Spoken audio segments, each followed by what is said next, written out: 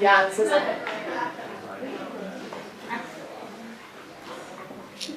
Hello everyone.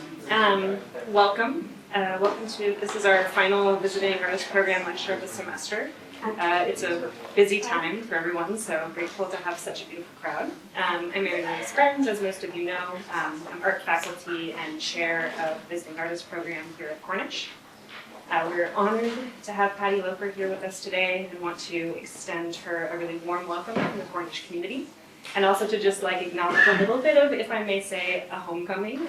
Patte used to live in Seattle for a while and has moved on, but is visiting us today, so it's a wonder to have her back. We're really excited to hear her discuss her work and her practice, and I know our students are really thrilled to be doing studio visits with her this afternoon to engage in a more one-on-one conversation. Cornish College of the Arts is located on the ancestral lands of the Coast Salish peoples, specifically the Duwamish tribe, a people that continue to honor their ancestral heritage and are currently fighting for federal recognition. If you're interested in learning more about how to support their efforts, please visit realrentduwamish.org. Patte Loper is an interdisciplinary artist based in painting who experiments with sculpture and video to explore a range of subject matter, including feminist utopianism and environmental humanities. She was born in Colorado and grew up in Tallahassee, Florida, a subtropical college town where she first developed an appreciation for the ways nature and culture can overlap. She currently lives and works in New York City and Boston, where she is faculty at the School of the Museum of Fine Arts at Tufts University. Recent exhibitions have created science fiction characters out of mushrooms, depicted land masses as living bodies, and investigated graveyards as sites of shifting time and more than human entanglements. She has shown her work in numerous solo and group exhibitions nationally and internationally, including the Drawing Center in New York, the Mattress Factory, Pittsburgh, thank you, the Institute of Contemporary Art at Maine College of Art and Design in Portland, Maine, the Bronx Museum, the Bellevue Arts Museum here in Washington, the Lucchini Museum in Italy, the Paleontological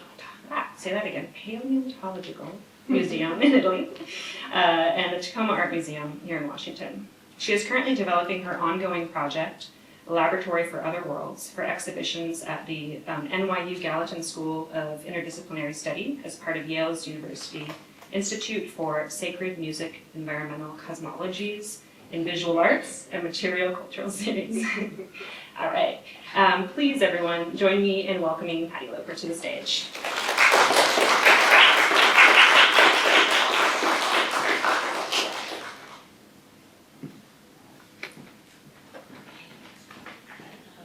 Thank you, Erin. That was a beautiful introduction. I really appreciate it. And yeah, apologize that there were a lot of mouthfuls there. Okay, so didn't know it was so hard to put on my glasses in front of an audience. Okay, just to begin, I want to thank all of you for being here today. It is definitely a day where you want to stay in bed. I forgot how dark and gray it gets this time of year in Seattle, so extra points to all of you for being here.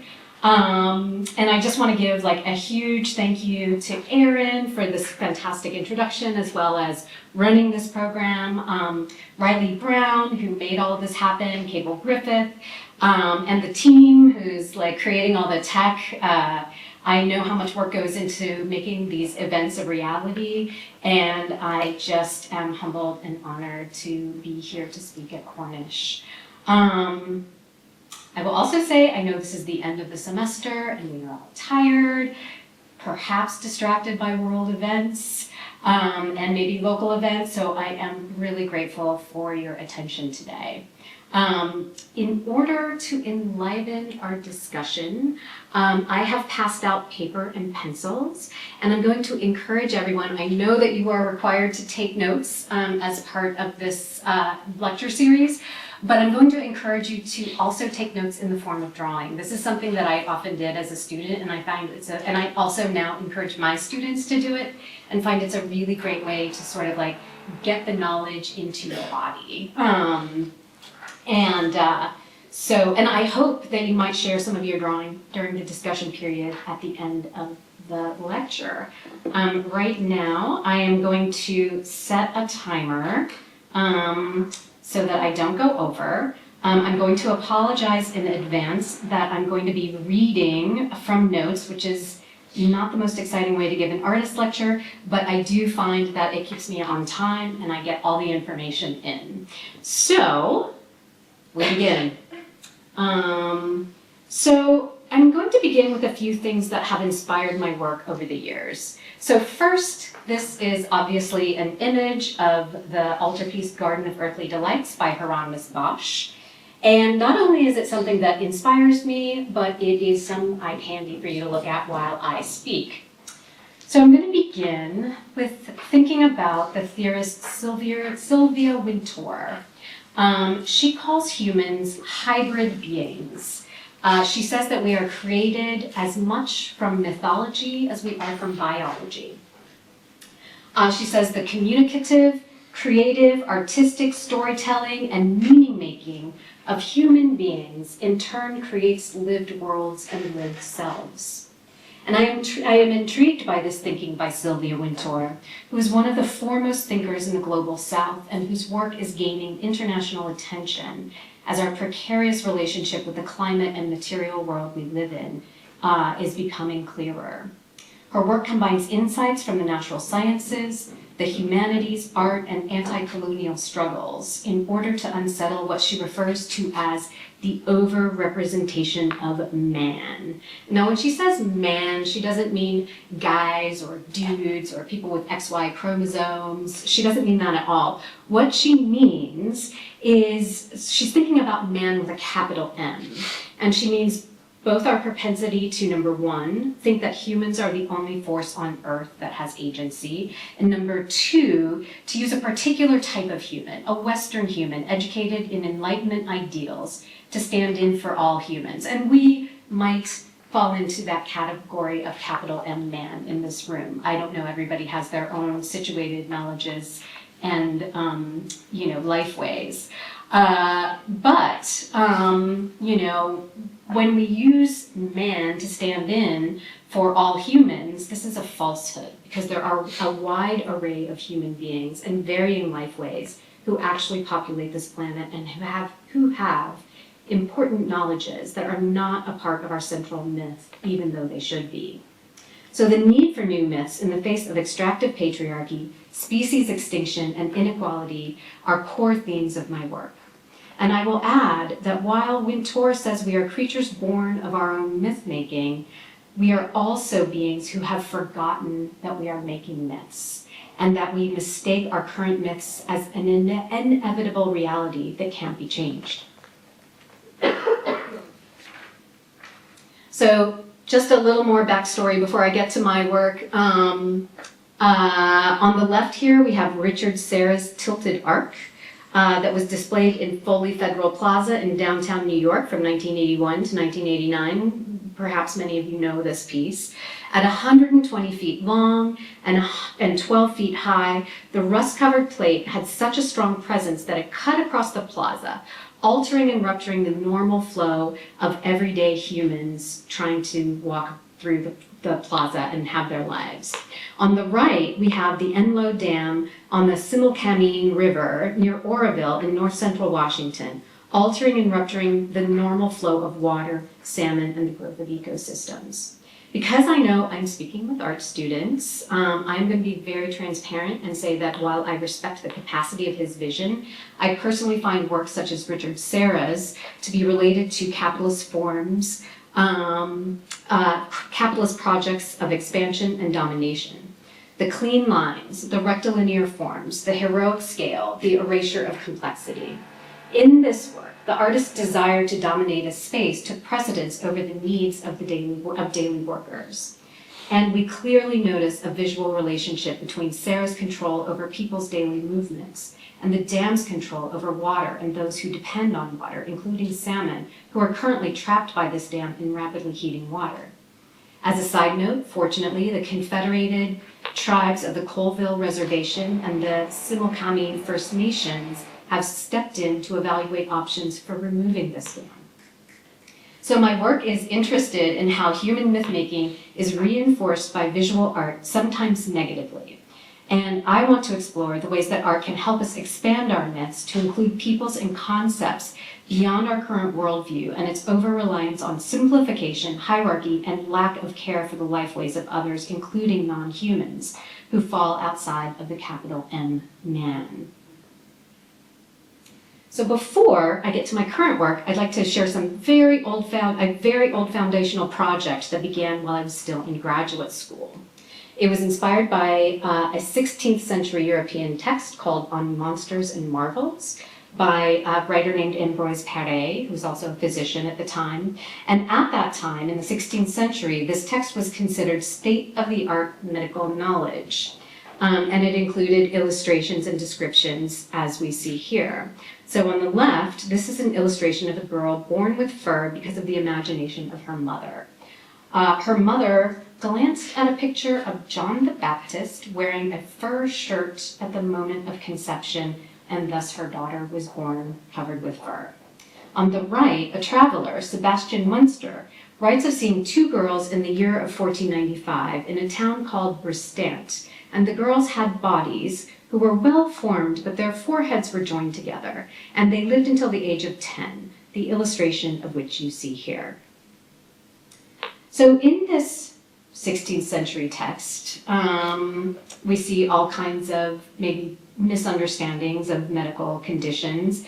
However, it did lay the foundation for 18th century medical texts, which in turn are the foundation of our own medical knowledge. On Monsters and Marvels documented people who had illnesses and corporeal bodies that presented in unusual ways. And while we have advanced immensely in the capacity to understand and treat illnesses, the bias, fear of difference, and enforced normativity in this historic text feel uncannily contemporary. The original drawings were crude woodcuts that often depicted subjects naked and at times weirdly sexualized, and particularly if they were young girls. These are 10-year-old girls. And the implication, both in the text and the way the figures are illustrated, is that there is a separation between them and the rest of humanity. To me, this read as an aesthetic depiction that reflected the ethical framework of the time period and represented a foundational mythos of medical knowledges that has had a profound effect on society. So I'm not an artist who has a signature look to my work, and you'll see my projects tend to respond to the research, and that dictates the form. In my first major act as a feminist utopian, that is one who views the world through a feminist lens and who pictures a different potential reality, I decided to paint these subjects from On Monsters and Marvels in a 16th century style befitting those of high status, as if being born different conferred a specialness that earned respect, reflecting a society that values all beings and their capacity for a unique existence in all forms. So this is a girl born with fur because of the imagination of her mother. And okay, I feel like you can see this. Sometimes when this is projected, you can't see that she is covered with soft bunny fur.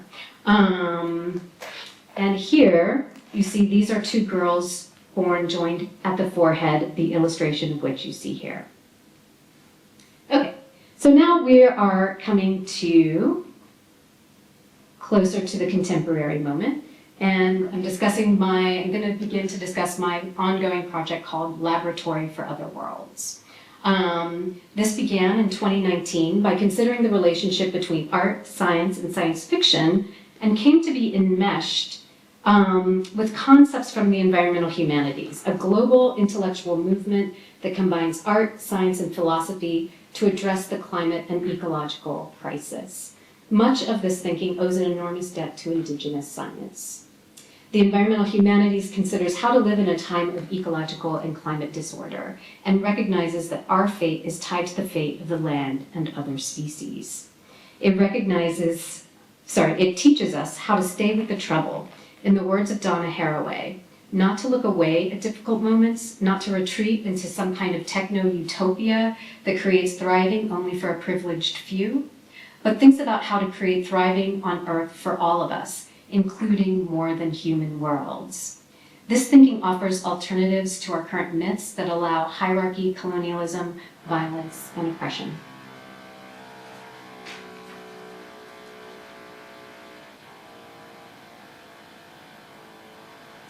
So Laboratory for Other Worlds is an ongoing series of exhibitions that began with a show at the Mattress Factory in Pittsburgh, Pennsylvania in 2019. It was an immersive installation centered around a stop-motion animation set.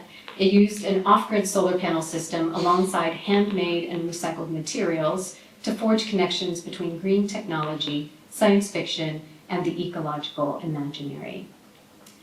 This installation slash video set took the form of a laboratory built around a model landscape depicting the ruins of a fictional planet. The overall installation slash set design could be thought of as a meditation on species entanglement, interconnected technologies, and animal-plant landscape machine hybridity. The process involved first building a model landscape, shooting an experimental stop-motion video, and since it was experimental, as experimental work sometimes doesn't turn out that well, I never show the video. It's not really very good. But if you're curious, it is on my website, so if you want a good laugh, you can go check it out. And then after shooting the video, building the laboratory around the model. The model was designed to represent planetary ruins and held the science fiction character of the mushroom cyclops protest sign pictured here. So this little kind of figure in the middle with the single doll eyeball is the mushroom cyclops protest sign that starred in Laboratory for Other Worlds. Okay, a little more background information. I'm very research-based, so I really throw this into the talk. I think it's just so important. So moving on to the next iteration of Laboratory for Other Worlds, I need to tell you about Deborah Bird Rose, who was an Australian-based leader in multidisciplinary ethnographic research. Her research focused on social and ecological justice and was based on long-term fieldwork, learning from First Peoples in Australia, whose culture is estimated to be between 40,000 and 65,000 years old, making it one of the oldest continuous living cultures on Earth. In her work, she learned about the concept of quiet country, characterized by the mutual care and interconnectedness of all species, where life truly thrives and death transforms back into life. This contrasts with wild country, which she associates with the destructive forces of colonization and capitalism, where violence and exploitation are prevalent. Rose uses quiet country to describe a space where indigenous people, along with other species, have maintained a sustainable and harmonious relationship with the land for generations, for literally tens, if not hundreds of thousands of years. This is a place where the care of generations is evident and where life is nurtured and protected. And we see land that is being cared for by First Nations elders that has been burned using traditional methods, developed by knowing the land for thousands of years. And this technology creates a cool fire that keeps grass and low bushes at bay, creates space for many types of species, and also reduces the chances of large, uncontrollable fires. So I was reading Rose's work during the pandemic lockdown at a time when my main accessible green space was All Faith Cemetery in Queens, New York. I live in probably the only place in New York where you don't have access to a giant park. So my park was the cemetery. It was very interesting. So All Faiths sits on the original land of the Lenape, who still consider the New York region their homeland, despite their forced resettlement by first the Dutch and then British colonial settlers. All Faiths was established in the 19th century and runs through the center of Queens at its highest elevation, a vast and varied landscape that is a terminal moraine created when an ancient glacier stopped its progress at the end of the last ice age. The burial ground sits on hilly land that was considered unsuitable for farming by the working class Christians who began using it as a burial ground in the 1800s. In its current existence, it is a loosely managed, abandoned feeling space that has inadvertently become an urban sanctuary for plants, insects, and birds, many from non-human communities that have occupied this space since long before humans. For many years, and continuing to the current day, human remains were buried here unembalmed. There's a marked contrast between the vibrant proliferation of plant and animal life and the silent insistence of the memorials, the oldest of which date back to the founding of the cemetery in the 1800s, and the newest of which marked the recent graves of the many pandemic dead. This work draws visual motifs from Christian stories inscribed on old gravestones. The work was equally influenced by the rich tangle of underground mycelial networks and the human bodies that nourish the plants, insects, and spirits of the cemetery. Time here is strange and seems to turn in on itself, with multiple temporalities happening simultaneously. Thinking about the mycelial network, a network of interconnected fungal strands that link the root systems of multiple plants, connecting all of them, both of similar and wildly different species, this network acts as a vital underground highway, facilitating the exchange of water, nutrients, and even communication. This knowledge inspired me to undertake more than human participatory research in this space. And while I'm still not sure I know exactly what that means, observations such as this mugwort growing densely, seemingly attractive to old graves, gives me clues. There's much I don't know, but some things that I do. Mugwort is in the genus of Artemisia, a nurse plant that creates conditions for thriving for other plants. On every continent where it is found, it is thought to ward off bad spirits by first peoples.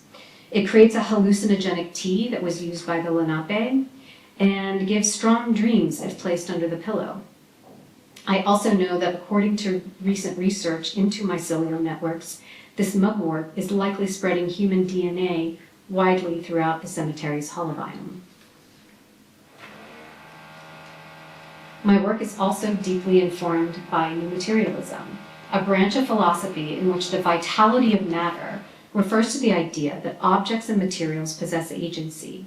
They have their own intrinsic capacities, tendencies, and forces that can influence events and challenge human designs. This concept challenges the traditional view of matter as inert and emphasizes the active role of non-human entities shaping the world.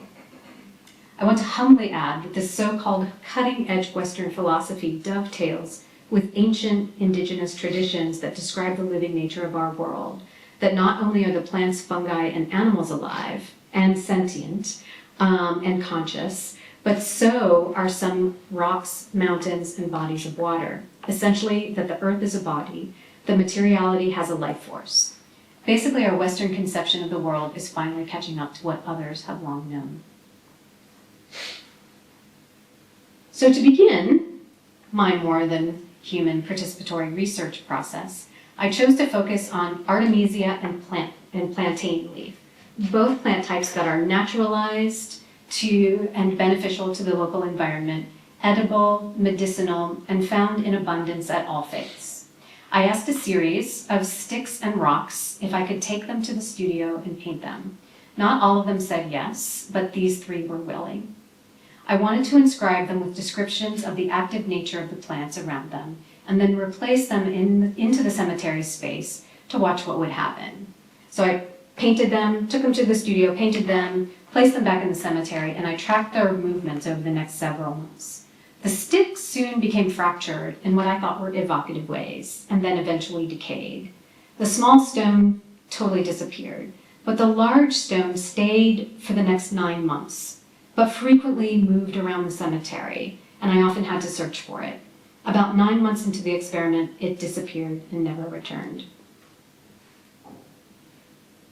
From these early experiments, I was inspired to make this work for an online exhibition called Quiet Country for my Seattle Gallery platform, which by 2020 had moved online before closing for good in 2023. I think y'all are all too young to remember platform, but maybe some of the faculty remember it with fondness. It was a really great space.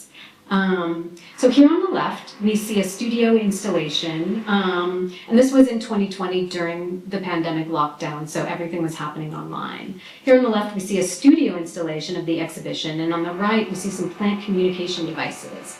that I created 4 wild plants that were to grow from seeds that I collected from the cemetery, as well as plants grown from my own food waste. The devices were created from a variety of materials, including sticks and artificial flowers, bless you, from All Faith Cemetery, cement, potting soil, mugwort, sagebrush, and wormwood seeds with human DNA collected at burial sites, stone from soil displaced by grave diggers, paper mache, spray paint, insulation tape, wood, cardboard, recycled jars, water, plaster, catnip from a toy given to a stray cat who was later adopted, and leaks from food waste. My goal was to create devices that could communicate in various ways by acting as companions, physical supports, and guardians for seedlings, and act as paintings for photosynthetic beings, that is, paintings that plants can see, and shape responders, that is, forms that respond to the shape of a leaf or shoot respond to the shape a leaf or shoot is making as it grows and changes, and thus tracking the plant's decision-making over time. Very sadly for me, the wild seeds never sprouted. They refused to show up.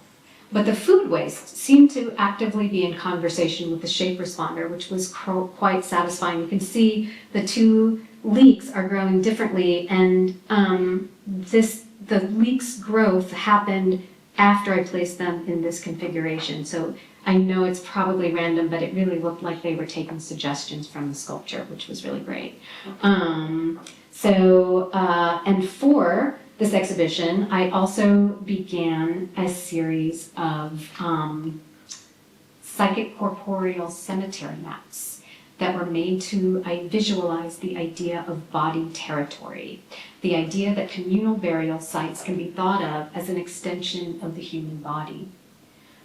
These are somewhat large, about 5 feet by 5 feet, and are painted using graphite and oil, sort of half drawn, half painting, on scraps of canvas, hand sewn together, and designed to be able to be folded like a map. And then they're hung kind of as banners when they're exhibited. These maps render the cemetery as psychic geography, seeing each place on Earth as both completely unique and equally important, along with its individual configurations of plants, animals, and spirits. This place contains multiple concurrent time frames and spatial realities that flow from one to another. To translate this cosmological space into, like, let's say, a Christian lexicon, these maps could be read in the same way as the Garden of Earthly Delights, seen as simultaneously representing heaven, earth, and hell, all in the same place. So this is hell. And this is a detail. So the Hell Psychic Corporeal map is based on mythological images of the European world mountain. The mountain is shown hovering in the air, let's go back, made from an enormous pile of waste material emanating from a centralized rational individual who sits in the center of geometrical garden paths. Just as the individual's defecation is creating the world mountain, his breath is creating a cloud of industrial pollution topped by the mushroom cloud of a nuclear explosion. Circled around are the creatures of the world, bleached to white and chained to a monument representing financial and hegemonic world order. And we've got like a little guy on a horse there. Lots of monuments with guys on horses. Around the outer circle are human remains, indicators of the end game, zero-sum logic of mass consumption and inequity.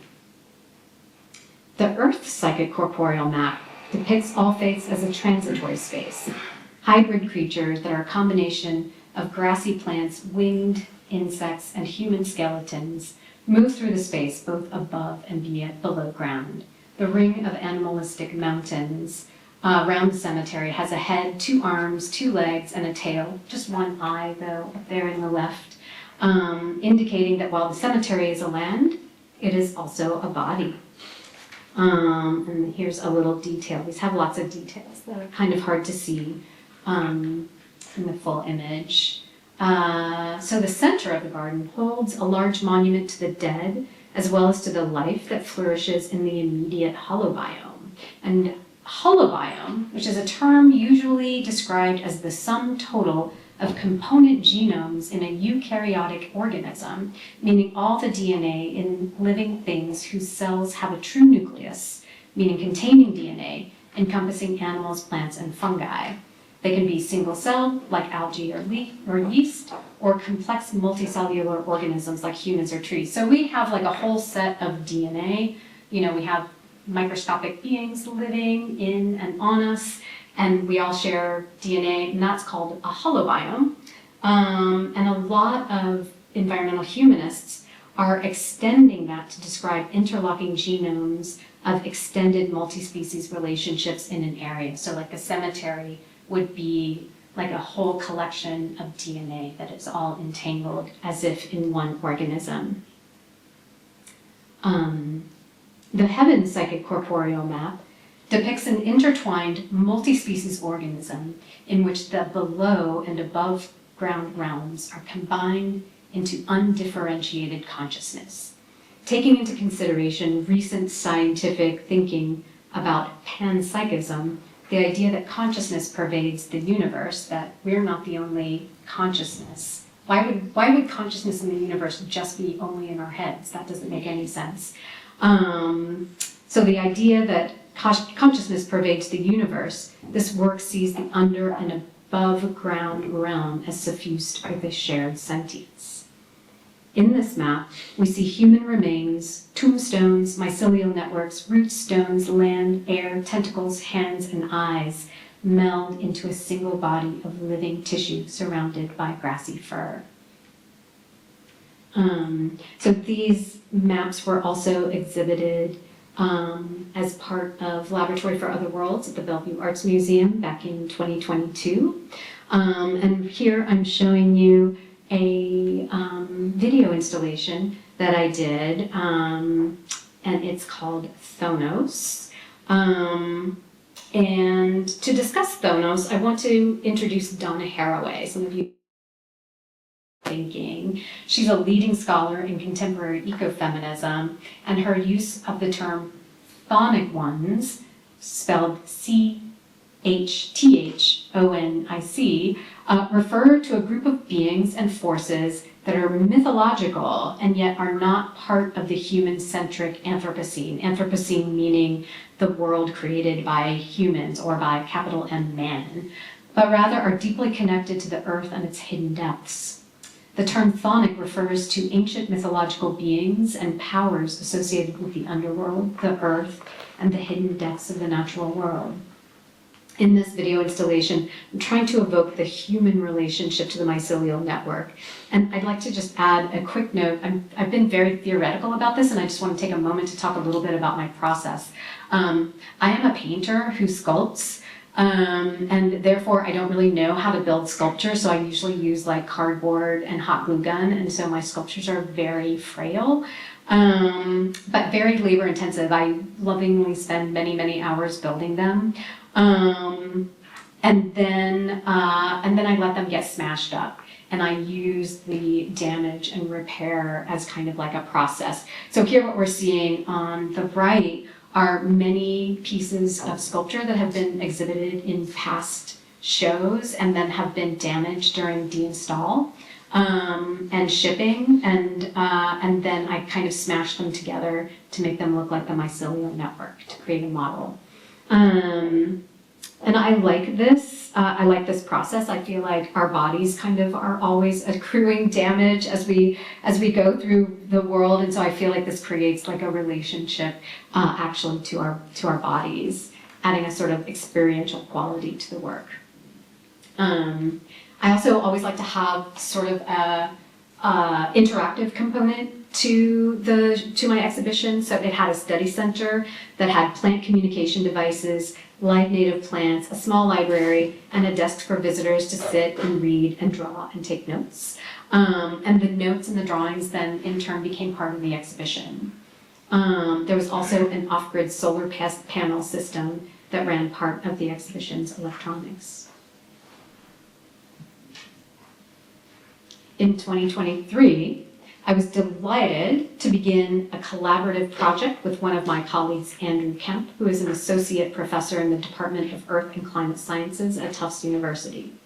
His research produces relative sea level reconstructions from coastal sediment on a variety of spatial and temporal scales in order to construct models that help us understand the processes that affect future sea levels, something that is going to be really crucial going forward here in Seattle. Kemp's work has been used by the Intergovernmental Panel on Climate Change and was cited in President Obama's 2015 State of the Union address. So Kemp and his research team are looking to the prehistoric past to find evidence of where the shoreline was over 2,000 years ago. The researchers are analyzing core samples of sediment from sites across the United States East Coast, and sites are selected because they have what are known as paleo-marshes, meaning salt marshes that have remained undisturbed for at least the past 2,000 years. The research team takes core samples from the marshes and uses them as a sort of archive of Earth's history. In the cores, they look for fossils of specific species of ancient microscopic sea creatures called foraminifera who live at the shoreline. If the fossils of a particular species are found in a particular area and at a particular depth, we know that this was the water's edge in the deep past. And through scientific modeling and radiocarbon dating, the research team can approximate the ancient sea shorelines and therefore ancient sea levels from when the world was much warmer. And this helps us understand what we might be able to expect in the future. This installation, called Deep Time Study Center, it's Salt Marsh Deep Time Study Center, focused on Kemp's research and was installed at the Maine Institute for Contemporary Art as part of the exhibition Livable Worlds in Portland, Maine. The study center focused on local salt marshes and their history of rich ecologies buried within thousands of years of sedimentation. The installation had a library, a working microscope where viewers could view microscopic foraminifera fossils, and invited viewers to sit, read, draw, and take notes that then became part of the exhibition once again.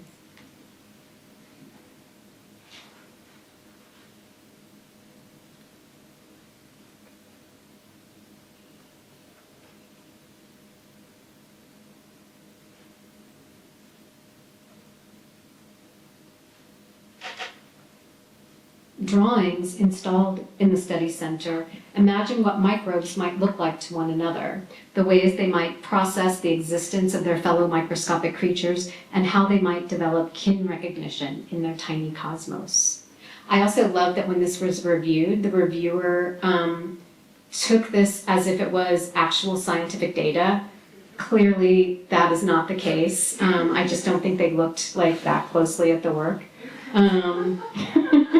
It's pretty funny. It's like, yes, this is what we see through the microscope.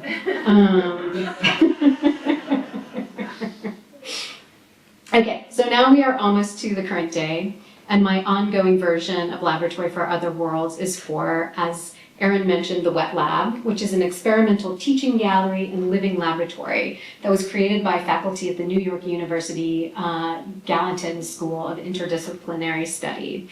It's located on Governor's Island in New York Harbor, which is a former military base, and it focuses on the intersections of art and science. The next iteration of Laboratory for Other Worlds will be installed this summer as one of the inaugural shows in a newly renovated exhibition space. And so what we're looking at here, this is Governor's Island, and this is a very old image.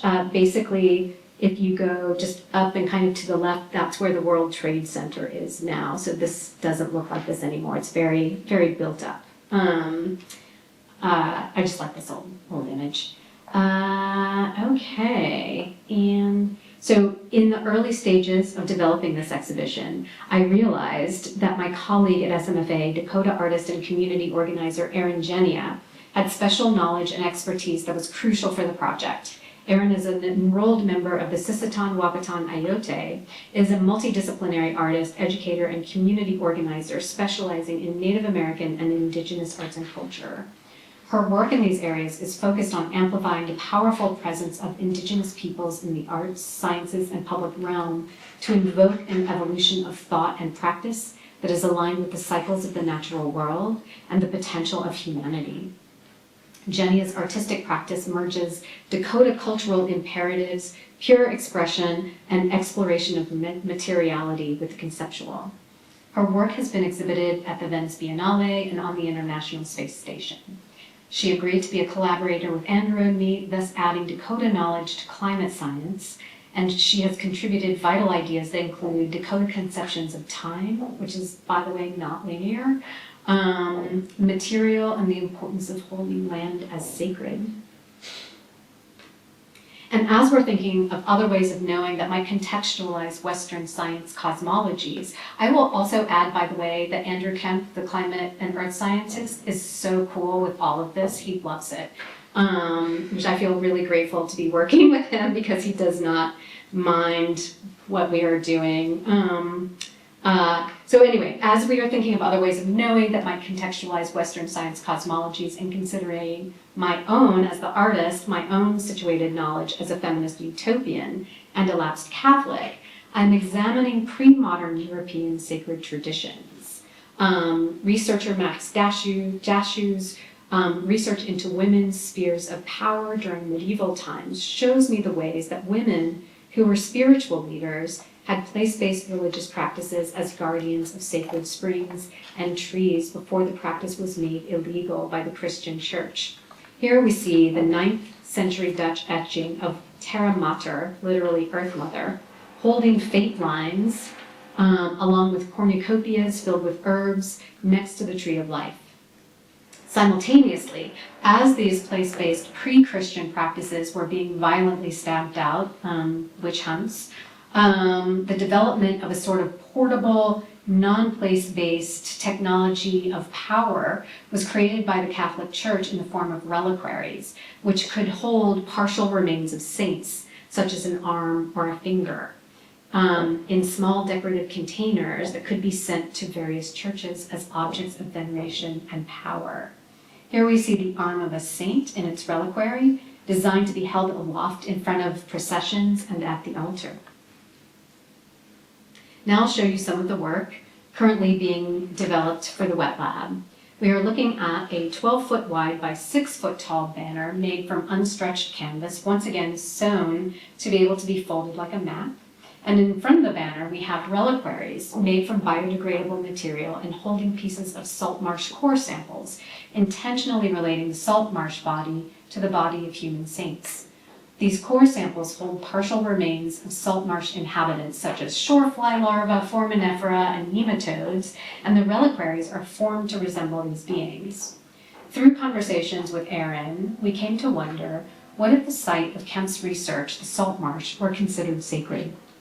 We specifically were thinking of the Belle Isle Salt Marsh near Boston, which is used for Kemp's research and is a tiny fragment of a once vast network of ecologically rich salt marshes in the area. These marshes provide valuable archives of Earth history for climate scientists, are home to vital ecosystems, and provide protection to coastal communities, both human and non-human, against storms and flooding. A key concept here is refugia, which are habitats that convey spatial and temporal resilience to biotic communities affected by disturbances. A famous example of refugia are the mountaintops and ridges in North America, including the Puget Sound area, that allowed species to retreat upward as glaciers extended south into the area, allowing these species to survive the Ice Age. Refugia can be extended metaphorically to refer to concepts, ideas, and lifeways threatened by hegemonic forces, such as the current threats to free speech and universities. And this idea, this kind of dual knowledge of refugia is a guiding principle that allows me to acknowledge the disturbing nature of the current moment while visually advocating for other, often unseen worlds. So while using Belle Isle as a reference, I'm psychologically mapping this future salt marsh onto Governor's Island in New York Harbor, which was once a foraging and fishing ground for the Lenape before the Dutch took possession, cut down the nut trees, and eventually turned the island into a fortress. As mentioned earlier, the island later became a military base and, not mentioned earlier, also a prison with very bad conditions for the humans inside. It has since been decommissioned and is a center for art and environmental initiatives in New York City. But the past still looms. For example, we are not allowed to dig into the ground because of the likelihood of unexploded ordnance and also human remains. This led me to begin thinking about how things can radically change. The space is now very different. It's a place where people visit for pleasure. And also how time is strange, and about the ways the current moment can affect both the past and the future. And given Kemp's research and how this can extend beyond the human realm and into the microscopic and global scales. The imagery here depicts microscopic beings' subjectivity and interactions with one another and the environment. The views into the sedimentary level of the marsh shows the human bodies that are to this day buried in unmarked graves all over the island, as well as a view into the sedimentary spirals created by storms that render time circular as they hold the remains of our current civilization, the Ice Age, and the origin of the universe. You may also be able to note that the map depicts the marsh as a living body. At the center of the map is a future human living peacefully in the salt marsh. This is one of my reliquaries for an archive inspired by conversations with Erin and the idea of the salt marsh as both a sacred body and an archive of history created from biodegradable and recycled material. It holds sedimentary core samples taken at Belle Isle. And these reliquaries are designed to grieve the loss of the marshes and their biodiversity while planning for their resurgence. The final project that I will very quickly present, as I see we are at 41 and a half minutes, has a working title of Spiders in the Death Zone, Recuperative Ecologies in a Time of Political Collapse. It's being developed with curator Lane Eagles, who teaches here at UW and is very, very, very much in the early planning phase. I spent my early teaching years in this area as a young assistant professor at Central Washington University, just right over Snoqualmie Pass. When I first arrived there, I heard many firsthand accounts of the catastrophe of the Mount St. Helens eruption. For many of the older faculty, the eruption was still loomed large in their memories. In that region, apparently everything for miles was covered in ash, and many people thought that the university would be closed along with all other businesses in the region. It didn't seem like there would be a future here. For some reason, these stories came up for me after the November 2024 election, and I was considering the way that the entire ecosystem in Mount St. Helens blast zone was destroyed, and all that was left was a bare pumice plain surrounded by the blowdown zone where the trees still existed. They weren't incinerated, but they were left in a blasted heap. It's kind of correlated to my emotional landscape in December of 2024. So to cheer myself up, I started looking at portraits of really cute spiders. Sorry, this is from the internet. It's not the best image, but hopefully you get the idea of how adorable this is.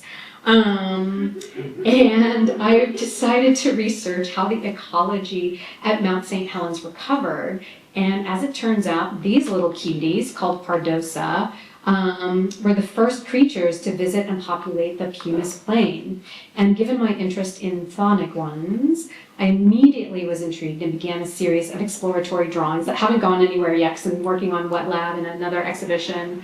But I will show you the exploratory drawings because I'm excited about them.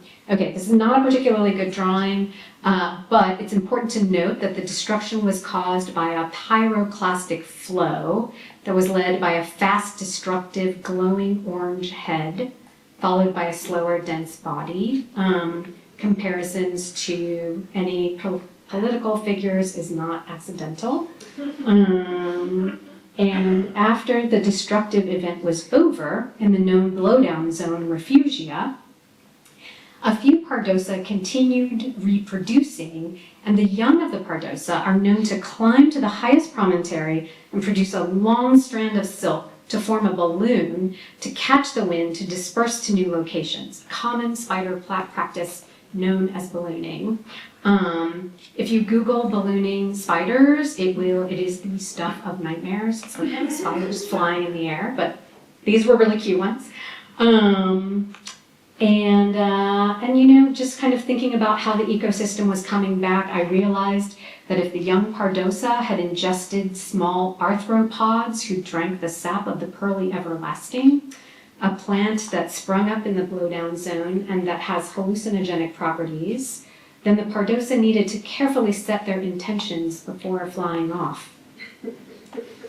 Otherwise, they risked getting lost in the many cosmic wormholes on the way to the Pumice Plain.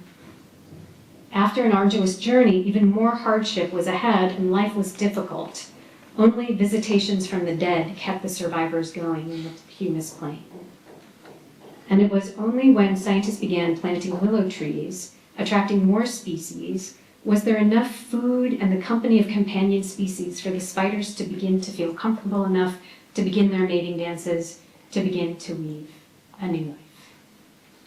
The end.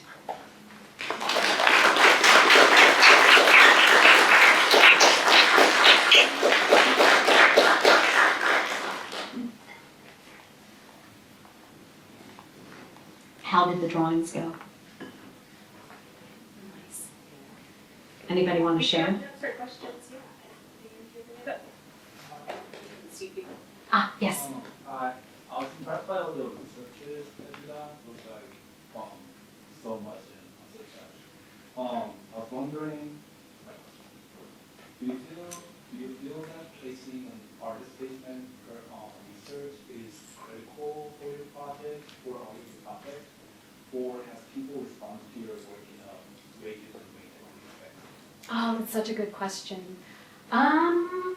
Interestingly, people kind of seem to get the general idea, which feels really, really good to me. And I also am a really big fan of like didactics, like the equivalent of artist statements, like in exhibitions, where there's like a label with lots of texts.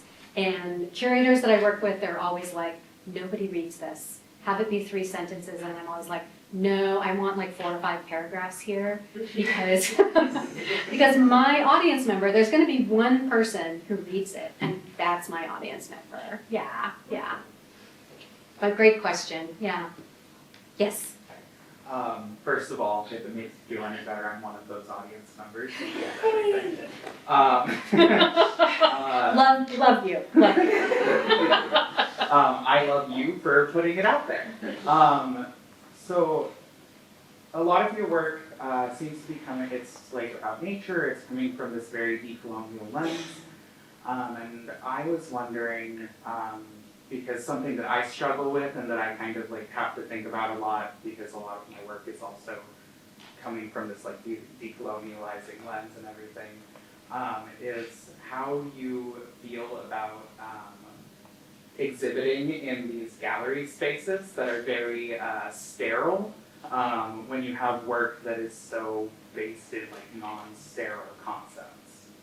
Yes, that is a great question, and I've gotten this question before, and I guess part of like my answer to that is like, I am a being of the art world, you know, that the sterile white cube is my home, and you know, like the Pardosa, I just kind of nestle in there, and that's what I know.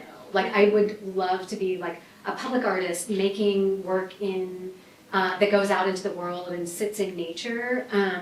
Kind of feel like between nature and my work, nature would win aesthetically, so maybe my work benefits by being in the sterile white, you know, situation. So I've just kind of accepted that that's my space. For better or for worse, I think that there's a lot of really valid critiques of the sterile white space, but it is a place you can amplify out into the world from. Yeah, great question. Yes. I'm just curious because you deal with so many themes that are like very, could be very heavy or very serious. And hanging out in a cemetery, yes, I see that, yeah. Spiders, yeah. And I was just wondering about like the role of humor in your work and like, you know, do you find that that's something that in your practice that helps you to metabolize these truths or things that you're trying to represent, like creating more of like a, your drawings are lighthearted and, I mean, some of them are heavier, but yeah, there's like, you know, pyroclastic flows. Right, yeah, like Yeah. destruction of entire ecosystems. Yeah, I don't know, like it's really interesting, but I think that's a great question. That's actually a question I don't think I've gotten before, and I think that maybe that's a way of coping, but also I don't know. There is something like when you're really looking at nature and the natural world. There is sort of this way that it seems like it's playing jokes on you all the time, right? And so I feel like I'm just like trying to be in on the joke, even though like it's, you know, kind of a uphill battle to try to really get it. But it's, yeah, I guess that's the best I can say is I'm just working with what is presenting itself to me, which I often find very funny and lighthearted and joyful, despite the fact I'm finding it in a cemetery or in the lives of spiders. And the grimness itself is kind of funny too. Right? Yeah, I mean, like some of your drawings look like Ed Corey, like, yeah, really. Yeah, and he's well known for his joyful subject matter. Exactly. That children dying in grisly ways, yeah. Yes. So I just want to say, I really find your art style very unique in itself too, and it's very like, I didn't even mention it before, it's very spiritual in itself as well, which I really like a lot in art style. It's like unique, it shows that like connection to the earth and like human society itself, and also showing different like stuff that's happening like present, who knows what's happening in the future. So I find that really, really cool with your artwork. And my question is, how do you like analyze the information? Since for me, whenever I find out new information, I do tend to like find that it's like bad in your face, you know, sometimes. So how do you sometimes like take a minute and like analyze what's going on, for example, in the world and information that you receive, whether it be nature information, people that you work with, you know? Yeah, so you mean like kind of like we have this overload of climate information that is like so horrible. Yeah. I guess like if any of you are activists here in the room, I think that like my way of dealing with the overwhelming awfulness of it is to be like, okay, you know, I like this idea of staying with the trouble. It's like, okay, this is bad. It's a huge rupture that is happening. Does it have to be bad? Like, can we make it good? Like, so I feel like that's sort of what the environmental humanities is doing. It's like saying like, okay, clearly what human beings are doing in our relationship to the world is not sustainable. And at the point at which it breaks, how do we make it better? Like, how do we envision that? So, like, I feel like we have a lot of the, like, stuff coming at us that's in our faces, and I'm like, all right, I can take that in. I don't need to take it all in all the time, because we know. So instead I'm kind of formulating, like, okay, how do we live with it? How do we sit with it? How do we have, you know, humor and lightness and joy and love and spirituality and, you know, good relationships with people and other beings. So yeah, I guess it's kind of trying to just do that. I don't know if that answers the question. Oh yeah, definitely. Oh, good. Thank you. Yes. Just kind of following up on your question and listening to your project research and the way you investigate these various topics, but all in beautifully mythological way. And I'm just like, since the beginning, I've been just like trying to wrap my head around this idea of, can we separate aesthetics from ethics? And if we were to do that ever, because I mean, like, for example, like Bosch's work or his life he was a devoted religious man, Christian. Yet we see these incredibly non-traditionally Christian imageries come through in depictions of creatures and whatnot. And also thinking about and those pottery depictions of, I mean, we kind of put these into different time periods, and we look back and in retrospect find some of them problematic, some of them, with affinity. Right? And I'm trying to like negotiate that between the aesthetic, preferences that we go through now. How can we separate that from our kind of ethics and ethical now? Yeah, such a great question. I'm going to address, if it's okay, a couple of aspects of that. So Hieronymus Bosch's Garden of Earthly Delights, I feel like he is responding to Christianity, but Christianity hasn't always been like the Christianity of now, right? I was really interested, when I was showing at the Bellevue Arts Museum, I was really interested to learn that the architect, I forget his name, designed the building based on Gnostic time, Gnostic, which was a probably almost heretical Christian sect that believed that time was circular, that time was related to the harvests. And if you read Gnostic readings of the Garden of Eden, the snake is actually a protagonist, as is Eve, right? So the Christianity that we have inherited, that we live with now, is sort of the stories that people were able to use to maintain power. Whereas the actual Christian story is really rich and has many different liberatory readings potentially there.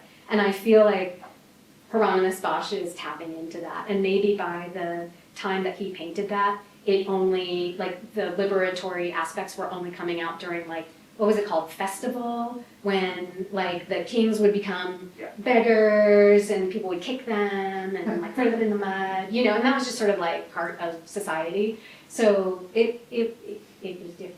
But your question about ethics and aesthetics is one that's very dear to my heart. I'm a huge fan of Tanya Bruguera's, and she has a whole theory about ethics and aesthetics are not separate. Our ethics show through our aesthetics. So when I was showing Richard Serra's Tilted Arc, I believe he was showing us his ethics, right?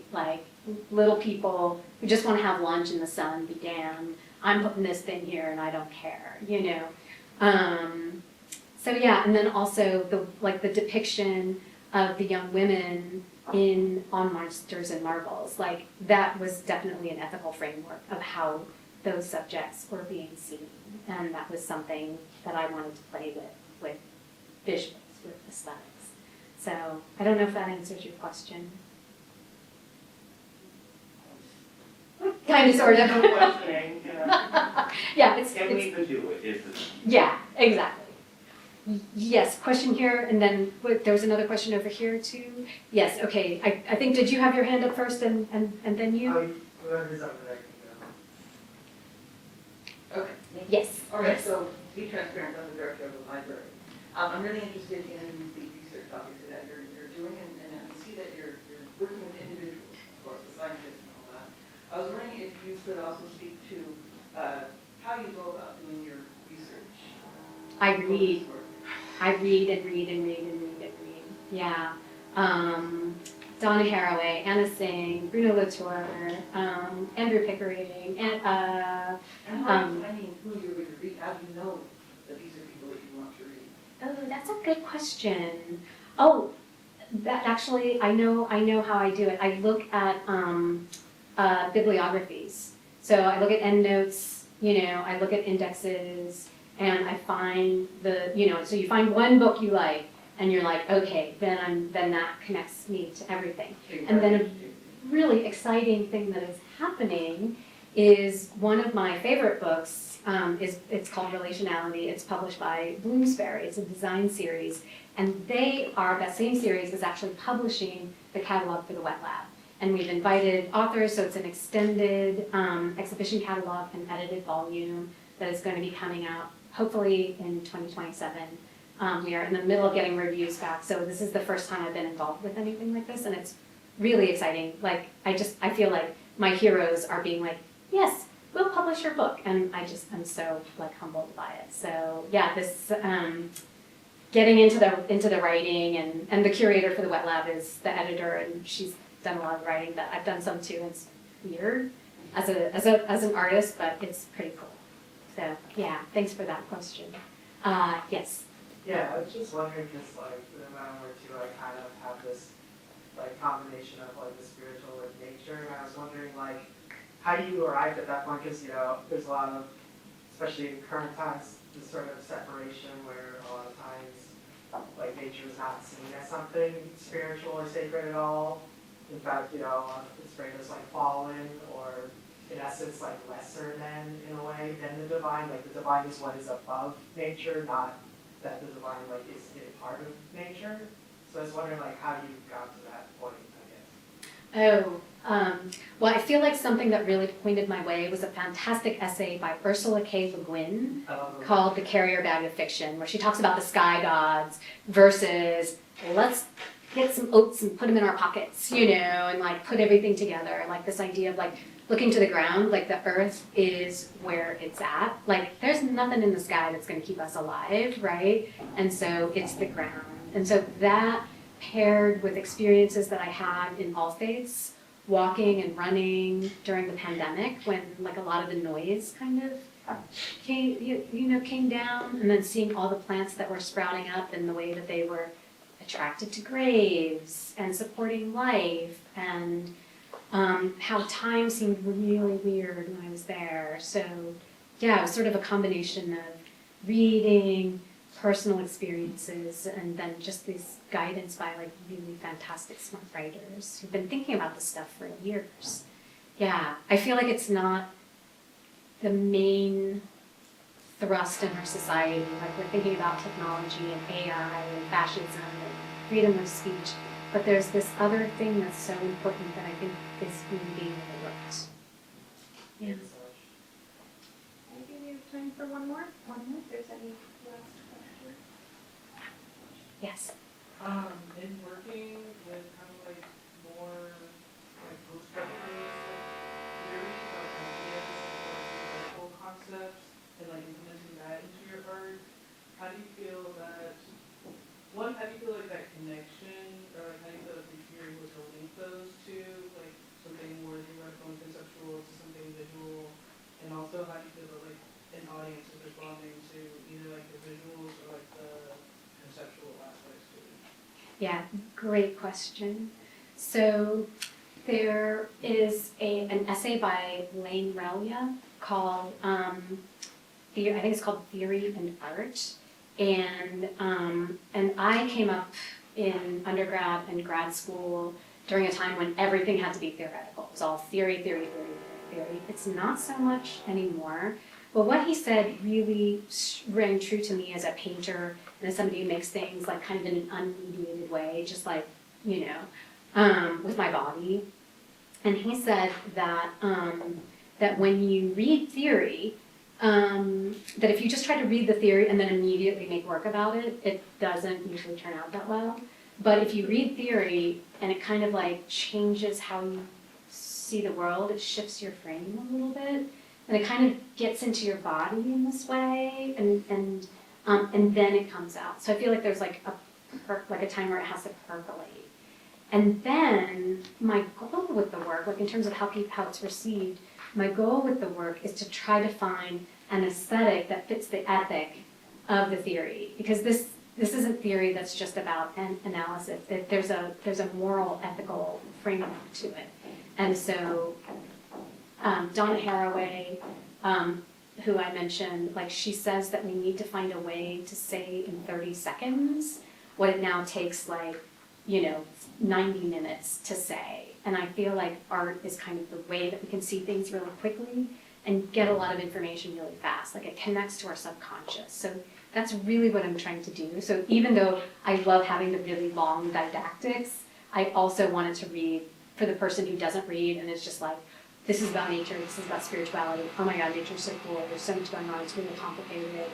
you know, there's like 1,000 beings in one drop of water, and there's 6 miles of mycelial network in a teaspoon of soil. So we have to be really careful.